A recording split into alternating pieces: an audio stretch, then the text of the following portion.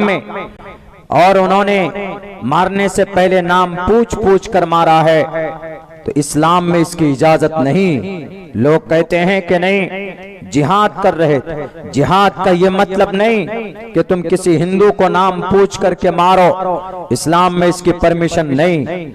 نام پوچھ کر مارا، اسلام میں کسی کو مارنا، کسی کو قتل کرنا تو دور کی بات ہے، بلکہ کسی کو زبان سے تکلیف پہنچانے کی پرمیشن اسلامک شریعت میں نہیں۔ جن لوگوں نے یہ حرکت کی، جنہوں نے ان 28 نوجوانوں کو، لوگوں کو مارا ہے، اگر کوئی گولی چلاتا ہے پہلگام کے اندر، وہ دہشت گرد ہے، وہ ٹیررسٹ ہے۔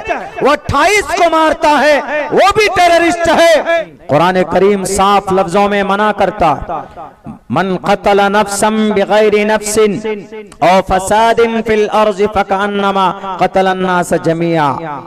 اگر کوئی بنا بات کے کسی کو مارتا ہے، ایک انسان کا قتل کرتا ہے، اس کا مرڈر کرتا ہے، اس کی ہتیا کرتا ہے، من قتل نفسا بغیر نفس، یعنی قصاص کے بغیر۔ اسلامک شریعت میں قصاص ایک پراودھان ہے، یعنی اگر کوئی کسی نے قتل کر دیا ہے تو بدلے میں اس کو قتل کیا جائے گا، اس کو قصاص بولتے ہیں۔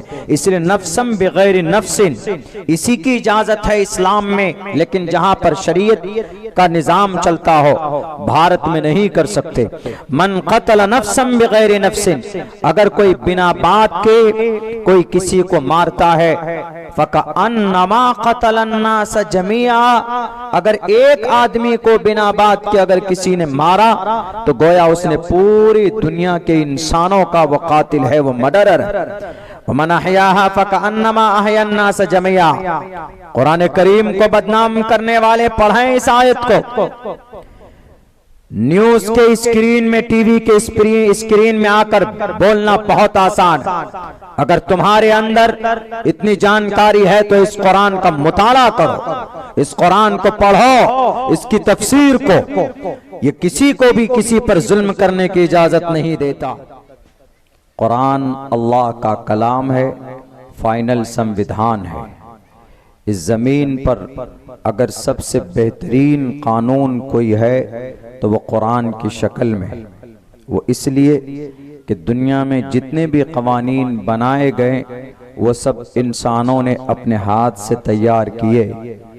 ہمارے خود بھارت کا جو قانون ہے وہ 2 سال 11 ماہ 8 دن کے اندر تقریباً بھارت کا قانون سموِدھان سمیتی کے ذریعے ڈاکٹر بھیم راؤ امبیڈکر کی نگرانی میں تقریباً 10 ملکوں کا دورہ کرنے